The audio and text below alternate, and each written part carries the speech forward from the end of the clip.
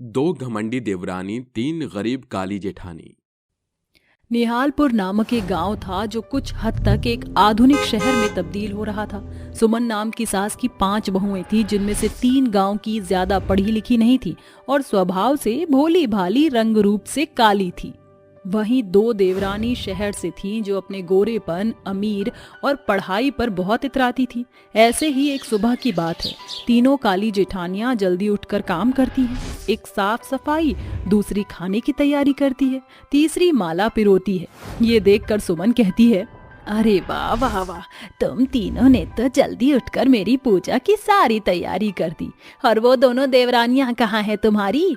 माँ जी, सुप्रिया और पूजा सो रही थी, उन्हें जगाया तो वो आई नहीं, इसलिए हमने ही आपकी तैयारी कर दी पूजा की। माँ जी, भोग भी बनाया है, अब आप पूजा कर सकती हैं।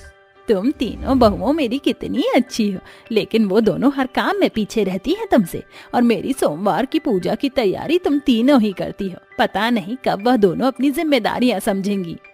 कोई बात नहीं माँ जी, सोने दीजिए उन्हें, छोटी हैं। तभी सास पूजा की विधि शुरू करती है, जहाँ तीनों मिलकर सास के साथ पूजा करती हैं। पूजा खत्म करके सास सबको प्रसाद देती है। तभी उनकी दोनों छोटी बहुएं, जो कि मॉडर्न साड़ी और ब्लाउज पहनती थीं, आकर कहती हैं, ओ माँ जी, आपने पूजा कर ली? हो गॉड, हम दोनों लेट हो गए। गुड मॉर्निंग माँ जी। गुड मॉर्निंग माँ जी, आपके लिए चाय बना दूं? शर्म करो तुम, नास पीटी कहेंगी। सारी पूजा पाठ साफ सफाई हो गई, खाना बन गया, तब जाकर तुम उठकर आ रही हो और मुझसे चाय की पूछ रही हो। मेरी होनहार बहुओं ने चाय भी पहले ही बना दी, अब तुम्हारा क्या काम है? माँ जी, मेरी आंख नहीं खुल रही थी, इसलिए मैं लेट आई हूँ। रात को मैं हॉरर मूवी देख रही थी। और माँ जी, मैं तो जल्दी सोई थी, फिर भी नींद पूरी नहीं हुई और मेकअप करने में इतना टाइम लग गया। अब वह तीनों तो काली हैं, तो उन्हें मेकअप करने की कोई जरूरत नहीं पड़ती, लेकिन हमें तो सुंदर दिखना है ना। छोटी बहू, ये तुम कैसी बातें कर रही हो? एक बार फिर तुमने अपनी जेठानियों को काली बोलने की कोशिश की, ये ठीक नहीं है बिल्कुल भी। माँ जी, आप तो राशन पानी लेकर चढ़ जाती हो। सुप्रिया जेठानी जी ने तो इतना कुछ भी गलत नहीं कहा। आपको तो हमारी तारीफ करनी चाहिए कि इस घर की आपकी 2 गोरी बहुएं हैं। आप हमारी शक्ल बाहर वालों को दिखा सकती हैं, पर इन तीनों काली जेठानियों को तो नहीं दिखा सकती ना। ऐसे भी माँ जी, आप तो उन तीनों का ही गुणगान करते हैं, हम तो कामचोर बहुएं हैं ना आपकी। पूजा, बस बहुत बोल दिया तुमने। हम तीनों सुने जा रही हैं, इसका मतलब ये नहीं तुम कुछ भी बोलोगी। और वैसे भी तुम काम भी नहीं करती हो, फिर भी हम तीनों मिलकर काम संभाल लेती हैं। तुम तो बहाना बनाकर बाहर चली जाती हो। और सूरत का क्या है, हमारी जिनसे शादी होनी थी हो गई, अब किसे अपनी शक्ल दिखानी है? हमारे पति हमसे खुश हैं और माँ जी तो हमें बहुत प्यार करती हैं। एक बात और सुप्रिया, पूजा काले गोरे में भेदभाव तो लोग करते हैं, भगवान ने तो हम सबको एक समान बनाया है। हो, वही टिपिकल बहू वाली बातें। जेठानी जी, आप देख रही हैं ना, बड़ी जेठानियों को काला कहने पर कितना बुरा लगा, और कितनी आसानी से उन्होंने भगवान का नाम लेकर बात खत्म करनी चाहिए।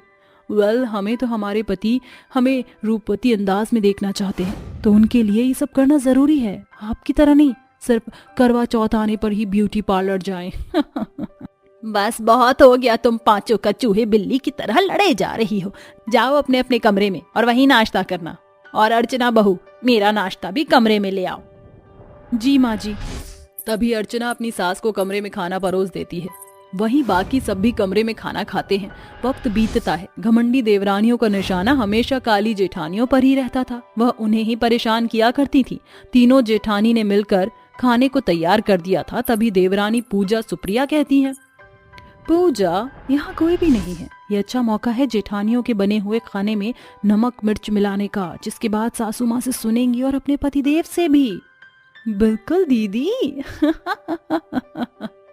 फिर दोनों खाने में नमक मिर्च को मिला देती हैं, जिसे खाते ही घर के परिवार वाले तीनों बड़ी बहू को सुनाते हैं। शिल्पा, ये कैसा खाना बनाया है तुमने? तुम्हें पता है ना, तेज मिर्च नहीं पसंद मुझे। ऐसे बनता है खाना? देख रही हो तुम तीनों को, उन दोनों को सुनाकर तुम्हारा पक्ष लेती हूँ, इसलिए आजकल तुम्हारा खाना ठीक से नहीं बन रहा है।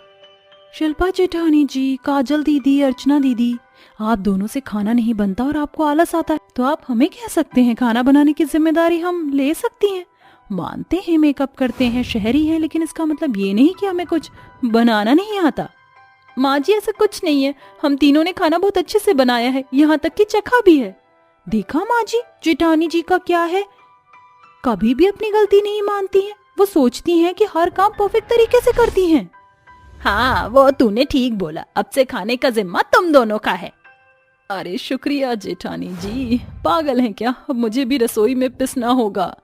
ऐसे ही अगले दिन जब तीनों कपड़े धो रही थीं तो वह कपड़े में हार्पिक मिला देती हैं, जिससे कपड़े खराब हो जाते हैं और इल्जाम तीनों जेठानी के ऊपर आता है। जिसके बाद सुमन उन्हें बहुत सुनाती है। इतना ही नहीं, काजल के पोछा लगाने पर सास फिसल जाती है तो वो कहती है, अरे मोरी मैया मर गई, मार डाला काजलड़ी बहुरिया। अरे तुम्हें आजकल पता नहीं क्या हो गया है जो तुम मेरी जान के पीछे पड़ी हो। इतनी आज्ञाकारी से हिंसाकारी कैसे हो रही हो। माँ जी, मैंने तो यहाँ का फर्श सुखा दिया था, फिर गीला कैसे हो गया। मुझे तो लग रहा है जरूर दोनों देवरानियों का काम है। पता था तू यही बोलेगी।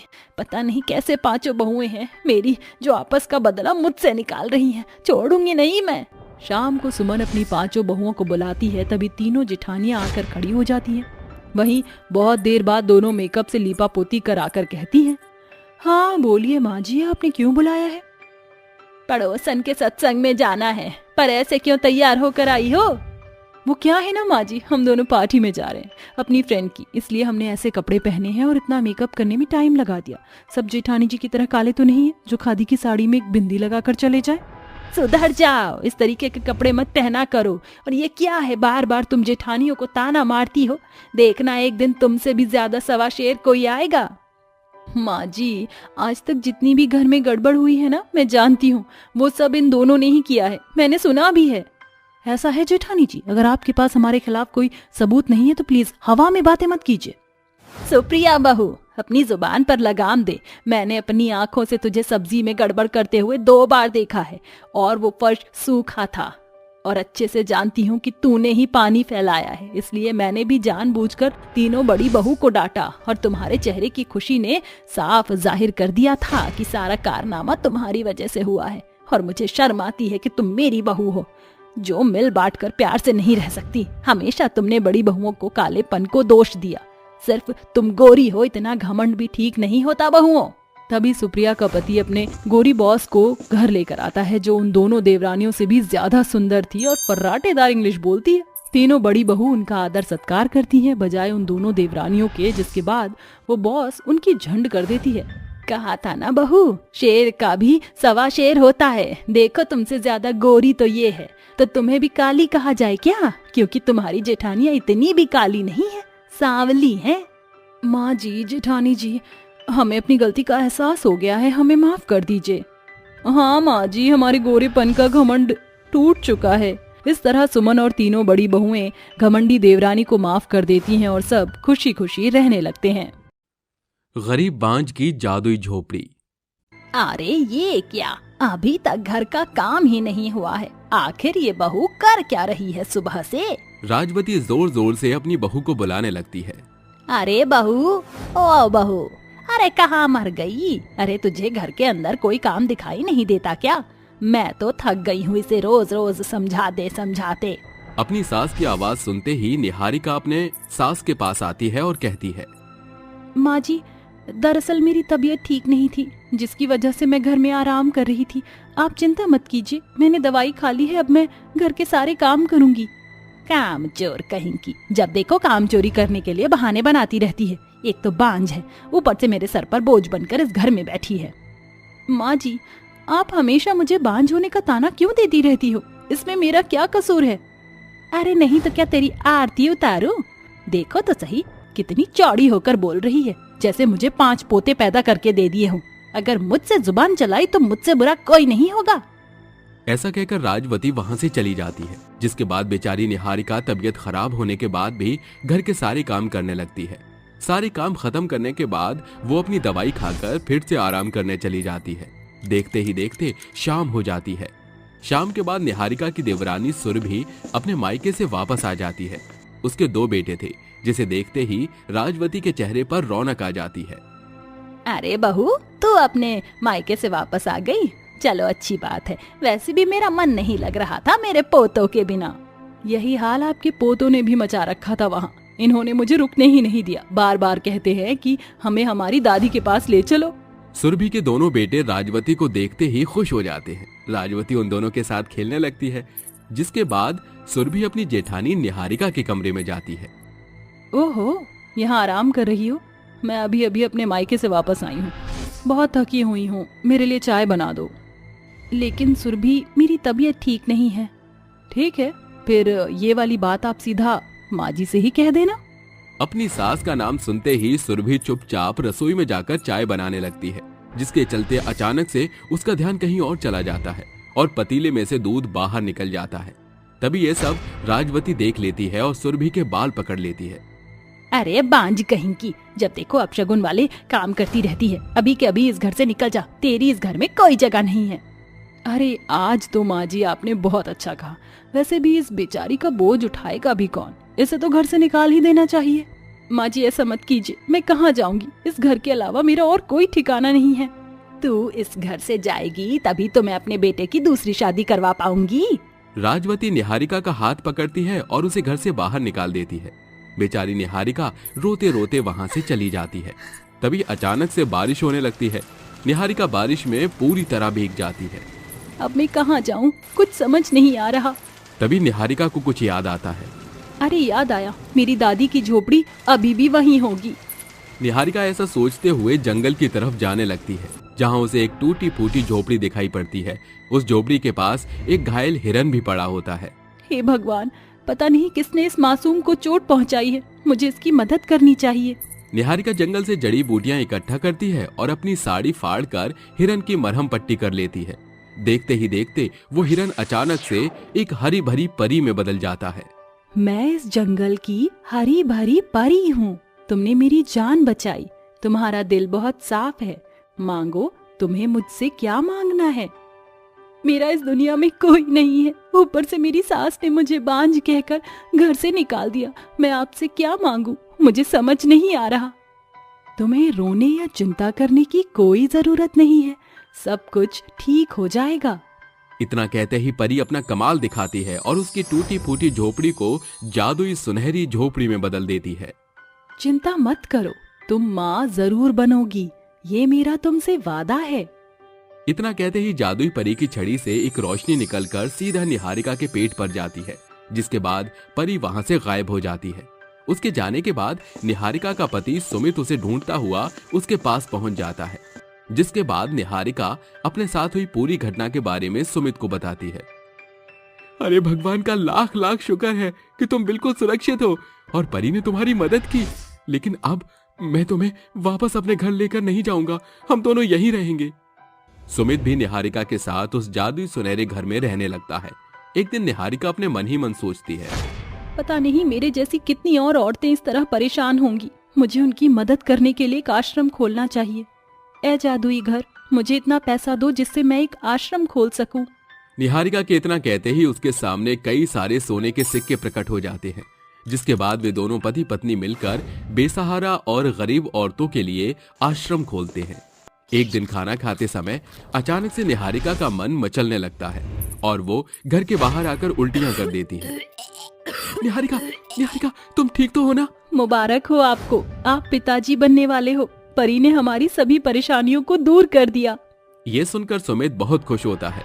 उस दिन के बाद से वो दोनों कुछ जादुई सुनहरे घर में खुशी खुशी रहने लगते हैं। कुछ समय बाद निहारिका एक बेटे को जन्म देती है।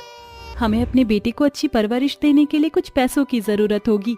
ए जादुई घर, हमें पैसे दे दो। निहारिका के इतना कहते ही उनके सामने खूब सारे पैसे प्रकट हो जाते हैं, जिसके बाद निहारिका और सुमित दोनों अपने बच्चे की देखरेख अच्छे से करना शुरू कर देते हैं। एक दिन सुमित निहारिका से कहता है, मैं अब और इस जादुई घर के भरोसे नहीं रहना चाहता, मुझे कुछ अपना काम करना चाहिए। क्यों ना मैं एक सुनार की दुकान खोल लूं? जादुई घर, क्या तुम मुझे ढेर सारे सोने के गहने दे सकते हो? सुमित के इतना कहते ही उसके सामने सोने के गहनों का ढेर लग जाता है। अरे वाह, ये तो बहुत अच्छा हुआ, अब मैं अपनी खुद की एक सुनार की दुकान खोलूंगा। सुमित उन सोने के गहनों से अपनी सुनार की दुकान खोल लेता है। देखते ही देखते उसकी सुनार की दुकान अच्छी खासी चलने लगती है। कुछ ही समय में उनकी सारी परिस्थितियां ठीक होने लगती हैं। एक दिन सुमित और निहारिका अपने बेटे राजू को मंदिर लेकर जाते हैं, जिसके बाद वो दोनों पूजा खत्म करके मंदिर के बाहर खड़े सभी गरीबों को दान करते हैं उन भिखारी की लाइन में सुमित का पूरा परिवार भी खड़ा होता है। अरे ये क्या, ये तो विक्रम है और माँ भी है। सुमित उनके पास जाता है और उनसे कहता है, तुम लोगों ने ये क्या हाल बना रखा है, क्या हुआ तुम्हारे साथ? कहाँ चला गया था बेटा तू हमें छोड़कर? तेरे जाने के बाद विक्रम को बिजनेस में बहुत बड़ा लॉस हो गया। देखते देखते हमारा घर भी नीलाम हो गया और हम लोग सड़क पर आ गए। हमने तुझे ढूंढने की बहुत कोशिश की, लेकिन तू हमें कहीं नहीं मिला। आप सभी ने मिलकर मेरी पत्नी निहारिका को घर से निकाल दिया था। आपको क्या लगा कि आपके चलते मैं किसी और से शादी कर लूंगा? मैं निहारिका से प्यार करता हूँ और उसी के साथ अपना जीवन व्यतीत करूंगा। ये देखो माँ, आप निहारिका को, आप हमेशा इसे बांझ कहा करती थी ना। ये हमारा बेटा राजू है, मेरी पत्नी बांझ नहीं है माँ। राजवती को अपनी गलती का एहसास होता है और वो अपनी बहू निहारिका से माफी मांगती है, जिसके बाद निहारिका सभी को माफ कर देती है और अपने साथ उन्हें अपने जादू सुनहरे घर में ले जाती है। उस दिन के बाद से सभी एक साथ खुशी खुशी जादुई सुनहरे घर में रहने लगते हैं। गरीब बाप की 3 बेटियों की जादुई गाउन। हरिया सिलाई की मशीन पर बैठकर कपड़े सिल रहा होता है कि तभी वहां एक सरवन नाम का लड़का आता है और उससे कहता है, अरे काका, जरा मेरी शर्ट फट गई है, उसे सिल दो। हरिया तुरंत उसकी शर्ट अपनी सिलाई मशीन पर रखता है और सिलना चालू कर देता है। देखते ही देखते हरिया सरवन की पूरी शर्ट सिल देता है और उसे दे देता है। ये लो बेटा, पूरे 30 रुपए हो गए हैं। सरवन 30 रुपए हरिया को देकर वहां से चला जाता है। कुछ देर बाद उसकी तीनों बेटियां उसके पास आती हैं और उससे कहती हैं, पिताजी पिताजी ये देखिए मेरी ड्रेस फट गई है। अब मैं स्कूल फंक्शन पर क्या पहनकर जाऊंगी? मेरी ड्रेस भी बहुत पुरानी हो गई है। सब बच्चे मुझे फटी हुई ड्रेस में बहुत चिढ़ाते हैं। पिताजी मेरी ड्रेस भी हर जगह से फटी हुई है, मुझे भी एक नई ड्रेस चाहिए। अरे तुम तीनों चिंता क्यों करती हो, मैं तुम तीनों के लिए नई नई फ्रॉक सिल दूंगा। हरिया एक कपड़ा निकालता है, जिसके बाद वो उस कपड़े से अपनी तीनों बेटियों के लिए एक फ्रॉक सिल देता है, जिसके बाद उसकी तीनों बेटियां फ्रॉक पहनकर बहुत खुश होती हैं। पिताजी आपने तो बहुत अच्छी फ्रॉक सिली है। अब मैं अपनी नई फ्रॉक पहनकर अपने स्कूल जाऊंगी और सबको दिखाऊंगी। अब हमारी नई फ्रॉक देखकर कोई हमें ये नहीं कहेगा कि हमने फटी हुई फ्रॉक पहनी है। ऐसा कहने के बाद तीनों अपने स्कूल पहुंच जाती हैं, जहां उन तीनों की सभी सहेलियां नए नए कपड़े पहनकर आई होती हैं। ओह माय गॉड, जरा देखो तो सही, इनकी फ्रॉक कितनी ओल्ड फैशनेबल लग रही है। आजकल तो सब गाउन पहनते हैं। अरे ये लोग गरीब हैं, इनके पास कहाँ से ऐसे अच्छे कपड़े खरीदने के लिए पैसे होंगे। मेरे पिताजी ने मेरा गाउन पता है कितने का लिया है? पूरे 25,000 रुपए का है। शालू, रूपा और संजना की सभी सहेलियां फिर से उन्हें अपनी अपनी महंगी ड्रेस दिखाकर चिढ़ाने लगती हैं। वो तीनों स्कूल के फंक्शन को खत्म करने के बाद जब वापस अपने पिता के पास पहुंचती हैं, वो उनसे कहती है, पिताजी आपने अभी तक हमारे लिए किया ही क्या है? हमें हमारी सहेलियों जैसी महंगी फ्रॉक नहीं दिलाई। अरे उनकी फ्रॉक देखिए कितनी सुंदर और चमकीली लगती है। पिताजी हमें बिल्कुल वैसी फ्रॉक चाहिए। हाँ पिताजी, आपको हमारे लिए वैसी फ्रॉक लानी ही होगी, हमें चाहिए तो चाहिए। वो तीनों बहनें मिलकर अपने पिता से जिद करना शुरू कर देती हैं। देखो बेटी, मेरी बात समझने की कोशिश करो। मेरे पास इतने पैसे नहीं है कि मैं तुम्हें इतनी महंगी फ्रॉक दिलवा सकूं। जितना मैं कमाता हूँ उतने में घर का खर्चा ही चल पाता है बेटा। हरिया अपनी तीनों बेटियों को समझाने की कोशिश तो करता है, लेकिन वो उसकी कोई बात नहीं समझती। अगले दिन उन तीनों की सभी सहेलियां लोहड़ी के त्योहार के लिए नए नए कपड़े खरीदने जाती हैं। ओहो देखो तो सही, इन बेचारियों ने तो आज भी पुराने कपड़े पहने हैं। अरे आज लोहड़ी है, कम से कम आज तो नए कपड़े पहन ही लेना। बस बहुत हुआ, मैं पिताजी के पास जा रही हूँ। रूपा हरिया के पास जाती है और उससे कहती है, पिताजी आज फिर हमारी सहेलियों ने हमारा मजाक उड़ाया। अब आप भी हमें ड्रेस दिलवाओ ना, जैसे बाकी लड़कियों के पिताजी उन्हें नए कपड़े दिलवाते हैं। रूपा की बात सुनकर हरिया कपड़े सिलना रोक देता है, जिसके बाद वो जोर से चिल्लाकर कहता है, अरे तुम लोगों को समझ नहीं आता? मैंने कितनी बार तुम्हें समझाया है, मेरे पास पैसे नहीं है, जाओ और जाकर खेलो। हरिया परेशान होकर वहां से उठ जाता है और बाहर की तरफ चला जाता है। चलते चलते वो एक नदी किनारे पहुंचता है, जहां वो एक पेड़ के नीचे बैठकर रोने लगता है। मैं बहुत बुरा पिता हूँ। मैं अपनी बेटियों की ख्वाहिशों को पूरा भी नहीं कर सकता। इससे अच्छा होता कि मैं मर ही जाता। वो इतना कह ही रहा था कि तभी पेड़ के अंदर से एक जादुई परी निकलकर बाहर आती है। अरे, तुम्हें रोने की आवश्यकता नहीं है। तुम बहुत अच्छे पिता हो। जो पिता अपनी बेटियों के बारे में इतना सोचता है वह बुरा नहीं हो सकता। आखिर क्या बात है और तुम क्यों परेशान हो? हरिया जादुई परी को अपने बारे में सब कुछ बताता है, जिसके बाद जादुई परी अपनी छड़ी से 3 जादुई गाउन प्रकट करती है। देखो, ये कोई मामूली गाउन नहीं है, ये जादुई गाउन है। तुम इन गाउन को अपनी तीनों बेटियों को पहना देना। उसके बाद तुम्हारी सभी परेशानियां दूर हो जाएंगी। परी, तुम्हारा बहुत बहुत शुक्रिया। आज अगर तुम ना होती तो मेरी परेशानी दूर ना होती। इतना कहकर हरिया वहां से चला जाता है और परी वापस पेड़ में समा जाती है। घर पहुंचकर हरिया अपनी तीनों बेटियों को गाउन पहना देता है और कहता है, अब तो ठीक है ना बेटा, मैं तुम तीनों के लिए गाउन लेकर आया हूँ। लेकिन ये कोई मामूली गाउन नहीं बल्कि जादुई गाउन है। हाँ पिताजी, ये गाउन बहुत अच्छी है और बहुत चमकीली और सुंदर भी है। गाउन पहनने के बाद जैसे ही वो तीनों चलना शुरू करती हैं, उनके गाउन से सोना, पैसे और कई सारे गाउन निकलने शुरू हो जाते हैं। अरे वाह, इनका जादू तो कमाल है। शालू के गाउन के ढेर सारे सोने के सिक्के निकलने लगते हैं, तो वहीं रूपा के गाउन से बहुत सुंदर सुंदर गाउन निकलने लगते हैं, जिसके चलते संजना के गाउन से ढेर सारे नोट प्रकट होते हैं। ये सब देखकर हरिया बहुत खुश होता है। अरे, ये तो सचमुच अद्भुत है। इसकी तो मैंने कभी कल्पना भी नहीं की थी। हाँ पिताजी, आपने सही कहा। जरा देखो कितने सारे सोने के सिक्के हैं यहाँ। एक ही दिन में बेचारे गरीब हरिया की किस्मत बदल जाती है और वो उन पैसों और सोने के सिक्कों को अलमारी में रख देता है। मेरी प्यारी बच्चियों, इसके बारे में कभी किसी को मत बताना। उस दिन के बाद से हरिया सिलाई का काम छोड़कर गाउन बेचने का काम शुरू कर देता है।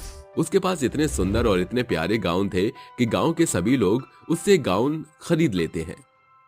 आज तो मेरी अच्छी खासी कमाई हो गई। इसी के चलते हरिया अपनी तीनों बेटियों के साथ मिलकर लोहड़ी का त्योहार अच्छे से मना लेता है। आज तुम तीनों की माँ जिंदा होती तो तुम तीनों को बहुत प्यार करती। हाँ पिताजी, हम तीनों बहनें अपनी माँ को बहुत याद करती हैं। उस दिन के बाद से उनकी धीरे धीरे सभी परेशानियां ठीक होने लगती हैं। एक दिन रूपा, शालू और संजना की सहेली शिल्पा के पिता की बहुत ज्यादा तबीयत खराब हो जाती है, जिसके चलते शिल्पा उन तीनों के पास आकर कहती है, मेरी मदद करो, मेरे पिताजी को कैंसर है। उनका इलाज करवाने के लिए हमारे पास इतने पैसे नहीं हैं। क्या तुम मेरी मदद कर सकती हो? हाँ हाँ, क्यों नहीं। आखिर एक दोस्त ही दोस्त के काम आता है। तुम जाओ, अपने पिता के पास जाओ, हम पैसा लेकर आते हैं। तीनों बहनें अपने पिता के पास जाती हैं और उन्हें सब कुछ बताती हैं, जिसके बाद वे तीनों अपने जादुई गाउन पहन लेती हैं और वहां से चलने लगती हैं। उनके चलते ही गाउन के अंदर से सोना, गाउन और पैसे निकलने लगते हैं। शालू के गाउन से ढेर सारे सोने के सिक्के, रूपा के गाउन से ढेर सारे गाउन और संजना के गाउन से ढेर सारे पैसे निकल आते हैं। पिताजी, इन गाउन को तो आप बेच देना। बाकी हम ये सोने के सिक्के और पैसे शिल्पा के पिताजी के इलाज के लिए लेकर जा रहे हैं। वो तीनों मिलकर हॉस्पिटल की फीस भर देती हैं, जिसके बाद शिल्पा के पिता का इलाज शुरू हो जाता है और वो पहले की तरह बिल्कुल ठीक हो जाते हैं। मैंने तुम तीनों का इतना मजाक उड़ाया, लेकिन तुमने मेरी मदद की, उसका बहुत शुक्रिया। तुम्हें माफी मांगने की कोई जरूरत नहीं है, ये तो हमारा फर्ज था। वो तीनों बहनें मिलकर गांव के बहुत से गरीबों की मदद करती हैं। वो तीनों फिर से एक बार अपने तीनों गाउन पहन लेती हैं, जिसके बाद शालू के गाउन से ढेर सारे सोने के सिक्के और रूपा के गाउन से ढेर सारे सुंदर सुंदर डिजाइन वाले गाउन, वहीं संजना के गाउन से बहुत सारे पैसे निकलकर उनके सामने प्रकट हो जाते हैं। वो तीनों उन पैसों से गरीब और बेसहारा लोगों की मदद करती हैं और भूखों को खाना भी खिलाती हैं। वहीं हरिया का गाउन बेचने का बिजनेस भी अच्छा खासा चलने लगता है और वो अब सभी एक साथ खुशी खुशी रहने लगते हैं। नदी में भूत और चुड़ैलों का सुनहरा शहर। रात का समय होता है। शिव और कैलाश दोनों जंगल से गुजरते हुए अपने घर की तरफ जा रहे होते हैं। देख कैलाश, तू अच्छे से जानता है कि रात के समय गांव से धीरे धीरे लोग गायब होते जा रहे हैं, लेकिन फिर भी तू इस रास्ते से जा रहा है।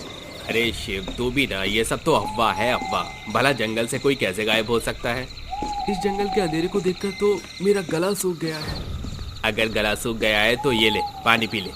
अरे भाई, ये बोतल तो खाली है, इसमें तो एक बूंद पानी तक नहीं है। अच्छा ऐसी बात है तो कोई बात नहीं, कुछ दूरी पर एक नदी आती है, वहाँ से इस बोतल में पानी भर लेंगे। कुछ दूर चलने के बाद नदी आ जाती है। कैलाश और शिव दोनों नदी किनारे रुककर पानी पीने लगते हैं और बोतल में पानी भर लेते हैं। जैसे ही वो दोनों वहाँ से जाने लगते हैं, उन्हें अजीब सी आवाज आती है।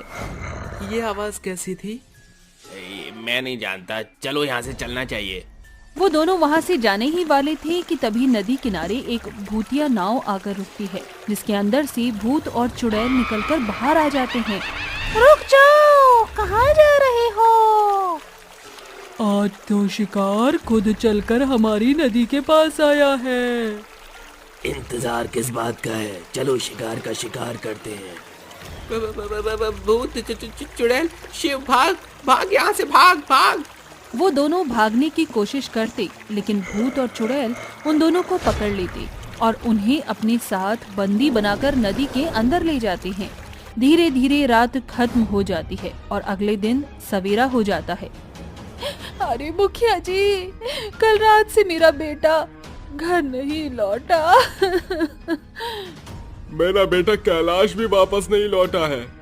मुखिया जी, इस प्रकार गांव के कई लोग गायब हो चुके हैं। अगर ऐसे ही चलता रहा तो हमारे गांव में एकाएक दिन कोई नहीं बचेगा। तुम लोगों को मुझे मेरा काम सिखाने की कोई जरूरत नहीं है। मैंने कंप्लेन लिखवा दी है, जल्द से जल्द लोगों को गायब करने वाला किडनैपर पकड़ा जाएगा।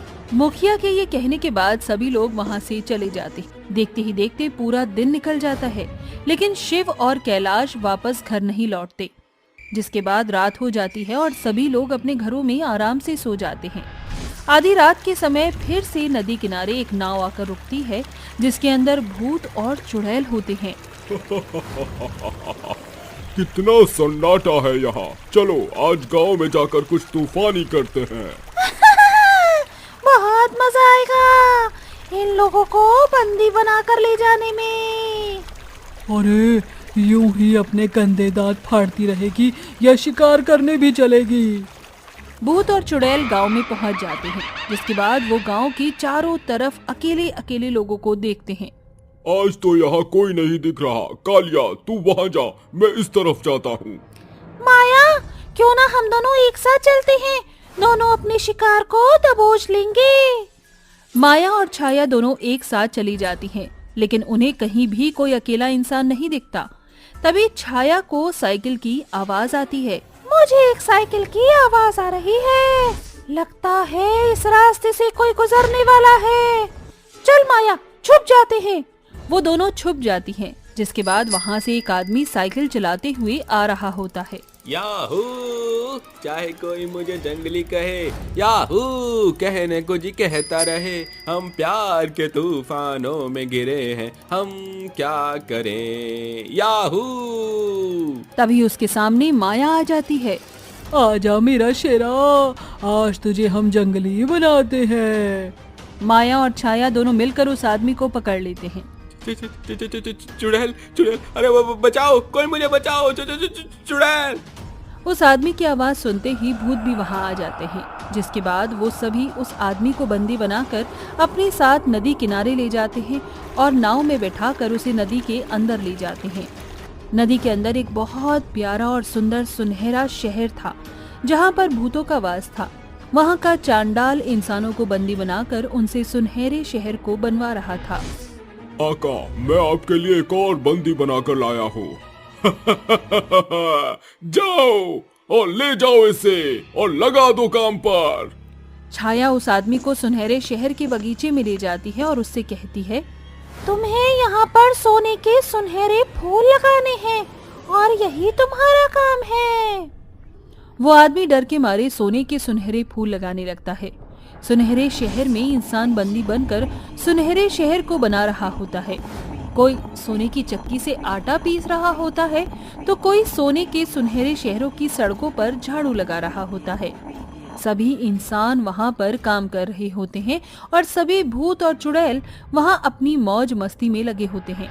तभी वहाँ पर एक हसीना नाम की चुड़ैल एक इंसानी औरत से कहती है, तुम बहुत मोटी और भद्दी लग रही हो, लगता है इंसानों की दुनिया में तुमने बिल्कुल भी काम नहीं किया है।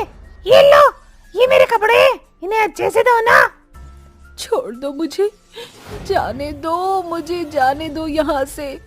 आखिर तुम लोगों ने हमको यहाँ कैद क्यों कर रखा है? क्योंकि हमें अपना सोने से सुनहरा शहर बनवाना है और इसमें केवल तुम लोग ही हमारी मदद कर सकते हो।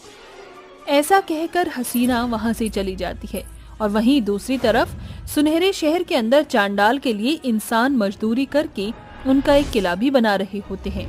वहीं दूसरी तरफ इंसानों की दुनिया में सवेरा हो जाता है और एक नुपुर नाम का लड़का भागते हुए गांव के लोगों को इकट्ठा करता है और उनसे कहता है, मैंने देखा था उन्हें। रात के समय वे रात के समय आते हैं और गांव के लोगों को बंदी बनाकर अपने साथ ले जाते हैं। अरे भाई, तो ये किसकी बात कर रहा है? मैं भूत और चुड़ैल की बात कर रहा हूँ। रात के समय भूत और चुड़ैल गांव में आकर लोगों को गायब करके ले जाते हैं। गांव के सभी लोग ये बात सुनकर हैरान रह जाते हैं, जिसके बाद वो सभी नुपुर को मुखिया के पास ले जाते हैं और नुपुर मुखिया को सारी सच्चाई बताता है। अगर ऐसी बात है तो हमें अब तांत्रिक बाबा को बुलाना ही होगा। अब वही हमारी मदद कर सकते हैं।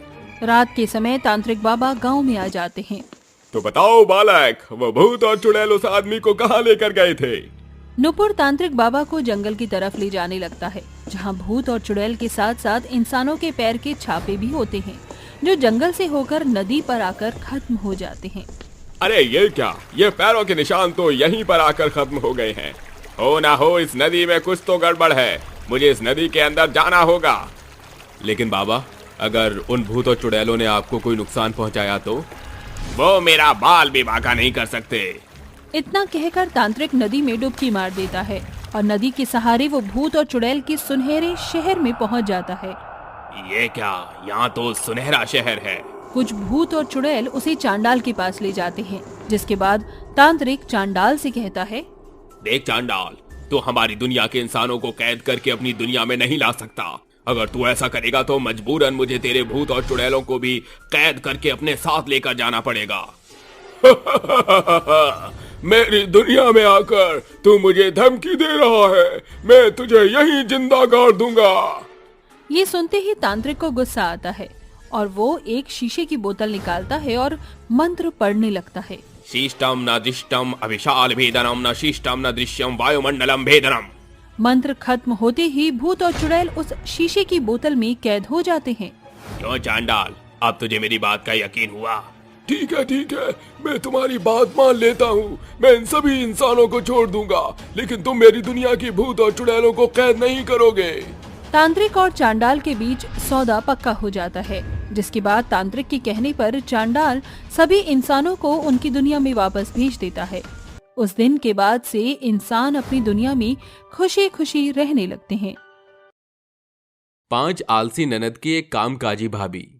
परिणीति रसोई में खड़ी खाना बना रही थी, तभी अचानक उसकी 5 ननद श्रुति, जिया, निकिता, निम्मी और अन्नू किचन में पधार पड़ती हैं। ओह माय गॉड, परिणीति भाभी, ये करछी चमचा चलाना छोड़िए और चलकर मेरी चोटी बना दीजिए। मैं कॉलेज के लिए लेट हो रही हूँ। नहीं भाभी, पहले मेरी ड्रेस प्रेस कर दीजिए, आज मुझे पार्टी के लिए जाना है। देरी पार्टी गई तेल लेने। भाभी देखो ना, टीवी का रिमोट नहीं मिल रहा, जरा ढूंढ दो प्लीज। जिया, तुमने हॉल से उठकर रसोई में आने की तकलीफ कर ली, मगर एक रिमोट नहीं ढूंढ सकती? छोटी बच्ची हो क्या? मैं क्या रजनीकांत का बनाया रोबोट हूँ जो आंखों से स्कैन करके रिमोट छान मार लूंगी? अरे भाभी, आप हम 5 ननद की कामकाजी भाभी हो, चाहे काम रसोई की करछी चमचा चलाना हो या किसी को टिप टॉप बनाना हो, आप तो चुटकियों में कर देती हो। भाभी, आप इसकी मक्खनबाजी में मत आना, तुम लोगों को दिखाई नहीं देता। भाभी खाना बना रही हैं, मुझे बहुत जोरों की भूख लगी है। तुम चारों किचन से कल्टी करो, वरना तुम चारों कामचोरों को मैं कच्चा चबा जाऊंगी। पहले होगी पेट पूजा, फिर काम दूजा। बाढ़ में गई तेरी भूख। भाभी, मेरा काम करेंगी पहले। नहीं, मेरा काम करेंगी। अपनी 5 कामचोर ननद को इस कदर नोक-झोंक करता देखकर परिणीति सिर पकड़कर फुसफुसाते हुए बोलती है, पता नहीं भगवान ने मुझे एक साथ 5 कामचोर निकम्मी निठल्ली ननद की भाभी बनाया ही क्यों? सुबह का सूरज निकलते देर नहीं होती कि मेरी नल्ली ननद नगाड़े बजाने लगती है। बस बंद करो झगड़ना, तुम्हारी खटपट से मेरे कानों से खून निकल रहा है। और बारी बारी से बताओ किसका क्या काम करना है। पांचों आलसी ननद बेचारी अकेली भाभी पर काम थोप कर मटर गश्ती करने चली जाती हैं और परिणीति एक पांव पर नाचती हुई पांचों का काम पूरा करती है। ऐसे ही समय बीतता जाता है, जिसके साथ पांचों के अंदर बसा आलस चार मीनार की चढ़ाई चढ़ने लगता है। एक शाम किचन का काम निपटाने के बाद परिणीति गहरी सांस भरते हुए बोलती है, शुक्र है आज तो 5 बजे तक सारा काम चकाचक हो गया और रात के डिनर की तैयारी में अभी 2 घंटे हैं। इतनी देर कमर सीधी कर लेती हूँ। जैसे ही परिणीति अपने कमरे में जाकर बैठती है कि अचानक उसे श्रुति की चीख सुनाई देती है। आह भाभी! अरे ये तो श्रुति की आवाज है, ये चिल्ला क्यों रही है? बेचारी भाभी ननद के मोह में भागती हुई कमरे में आती है, जहाँ श्रुति मोमोज के चटखारे लगा रही होती है। भाभी प्लीज जरा जल्दी से मुझे पानी पास कर दीजिए, मिर्च के मारे मेरी जुबान जल रही है। परिणीति जल्दी से श्रुति को पानी दे देती है, जिसे पीकर श्रुति कहती है, थैंक यू भाभी। हो गया ना गला गीला? अब बताओ फटे ढोल की तरह क्यों चीख रही थी? पानी देने के लिए। क्या तुम इतनी कामचोर कैसे हो सकती हो यार? श्रुति, फटे स्पीकर की तरह चिल्ला सकती हो मगर अपना हाथ पांव चलाकर खुद पानी नहीं ले सकती थी। अरे पानी का जग कोई 7 समुंदर पार थोड़ी रखा था। 4 कदम चलना भी भारी पड़ रहा है क्या? ओ भाभी जस्ट इतना हाइपर क्यों हो रही हो? और वो भाभी ही क्या जो ननद के नखरे ना उठाए। अपनी ननद की अतरंगी सोच सुनकर भाभी कमरे में चली जाती हैं। ऐसे ही दिन बीतते जाते हैं और पांचों ननद छोटे से छोटा काम भी अपनी कामकाजी भाभी से करवाती। एक रात पांचों ननद मेज पर बैठी कांटा चम्मच बजाते हुए बोलती हैं, भाभी जल्दी करो, हमें जोरों की भूख लगी है। बस पांचों के लिए पेट पहाड़ है। दिन भर मटर गश्ती मारती हैं। मौज तो इनकी है, पका पकाया खाकर थाली भी नहीं उकसाती। अगर मेरी इन भुक्कड़ ननद का बस चले तो मुझे ही खा जाएं। परिणीति जल्दी से खाना बनाकर मेज पर परोसती है, तभी पांचों ननद नाक चढ़ाकर बोलती हैं, ओह गॉड भाभी ये क्या बेढंगा खाना बनाया है, हम ये घास फूस नहीं खाएंगे। क्यों, क्या खराबी है खाने में? इतनी मेहनत से खाना बनाया है भाभी ने, ये सारा का सारा। चल खाना खा। प्लीज माँ, ये बैंगन का भरता मेरे गले के नीचे नहीं उतरेगा। क्यों गर्ल्स? हाँ भाभी, ये बैंगन का भरता हम नहीं खाएंगी। जाइए भाभी, जाकर अपनी पांचों ननद के लिए व्हाइट सॉस पास्ता बनाइए। बिल्कुल नहीं, मैं अब कुछ नहीं बनाऊंगी। जो बना है वही खाओ, वरना भाड़ में जाओ। अपनी भाभी की मनाही सुनकर पांचों ननद चिकनी चुपड़ी चाल चलती हुई कहती हैं, भाभी आपके रहते आपकी पांचों ननद भूखी रहेंगी, आपको अच्छा लगेगा क्या? देख लेना, एक दिन जब आपकी पांचों ननद अपनी ससुराल चली जाएंगी तो आप हमारे गम में आंसू बहाते हुए पछताओगी कि काश आप हमें पास्ता खिला देती। हाँ, बंद करो तुम पांचों ये मक्खनबाजी। बना रही हूँ मैं पास्ता। ये सुनकर पांचों आलसी ननद एक जंग जीतने वाली मुस्कान देकर फुसफुसाती हैं, लकड़ी की काठी और भाभी हमारी काम काजी। दिन भर की थकी हारी परिणीति अपनी ननद के लिए पास्ता बनाती हुई कहती है, पता नहीं ये ननद इतनी नखरीली क्यों होती है। अपनी भाभी पर जरा भी तरस नहीं खाती। दिन भर गधों की तरह खटने के बाद भी रात को मीठी नींद नसीब नहीं होती है। ऐसे ही दिन गुजरते जाते हैं, मगर ननद का आलस कहाँ घटने वाला था। कामकाजी भाभी अपनी ननद की जी हुजूरी में जुटी रहती हैं। पानी सर से ऊपर उफन आया है। आलस में मेरी पांचों ननद निकम्मी बन गई हैं। एक दिन का भी टस से मस नहीं करती। इससे पहले कि इनकी कामचोरी के किस्से आसमान छुए, मुझे इन्हें जमीन पर लाना ही होगा। अगली सुबह, सुनो, तुम चारों ने भाभी को देखा क्या? पता नहीं भाभी कहाँ है। हम चारों कब से चाय का इंतजार कर रही हैं। चलो उनके कमरे में चलकर देखा जाए। इसके बाद पांचों ननद एक साथ परिणीति के कमरे में आती हैं। पधारो मेरी पांचों निकम्मी ननद। भाभी आपकी हिम्मत कैसे हुई हमें निकम्मी कहने की? क्यों, निकम्मी का कोई और नया नाम निकला है क्या? भाभी ये सब छोड़ो, हमें जोरों की भूख लगी है। चलकर हमारे लिए कुछ बना दो। क्यों, तुम पांचों के हाथों में क्या मेहंदी लगी हुई है? आज से तुम पांचों अपना अपना काम खुद करोगी, क्योंकि मैं छुट्टी पर हूँ। ये सुनकर पांचों आलसी ननद एक दूसरे का मुंह ताकने लगती हैं। क्या हुआ? काम करने के नाम से तुम पांचों के हाथ पांव क्यों फूलने लगे? अब बताओ, होई ना तुम मेरी निकम्मी ननद? बिल्कुल भी नहीं, हम अपना काम खुद कर लेंगी। इतने के बाद पांचों ननद बाहर आती हैं और श्रुति उन्हें काम बांटती है। जिया, तुम जाकर कपड़े धो। निकिता और निम्मी, तुम दोनों जाकर सफाई करो। और अन्नू, तुम बर्तन मांज दो और मैं बनाऊंगी खाना। क्या तुम सब तैयार हो? हाँ, हम सब तैयार हैं। इसके बाद पांचों कामचोर ननद काम करने लगती हैं, मगर कोई भी सफाई से अपना काम नहीं कर पाता। जिसके बाद पांचों आलसी कामचोर ननद एक दूसरे पर कुड़कुड़ाती हुई कहती हैं, ये कैसा कच्चा पक्का खाना बनाया है तुमने?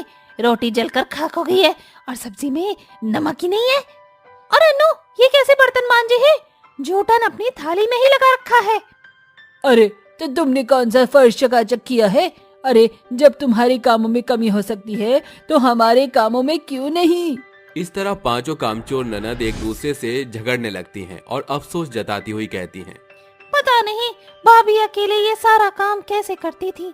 यहाँ तो हम पांचों के लिए इतना कुछ करना भारी पड़ रहा है। चलो भाभी के पास चलते हैं। इसके बाद पांचों आलसी ननद अपनी भाभी के पास आती हैं। भाभी, हमसे गलती हो गई, हमें माफ कर दीजिए। इतने सालों से आप हम पांचों ननद के नखरे झेल रही थी, मगर हम पांचों की तो एक ही दिन में हालत पंचर हो गई। काश भाभी, हम पांचों भी आपकी तरह कामकाजी होते, मगर आज से हम पांचों हर काम में आपका हाथ बटाएंगे। तो आखिरकार मेरी पांचों आलसी ननद को अपनी भाभी की कदर समझ आ ही गई। ये सुनकर पांचों ननद मुस्कुरा देती हैं और उस दिन के बाद से पांचों ननद अपनी भाभी के साथ मिलकर हर छोटे बड़े काम में हाथ बटाया करती।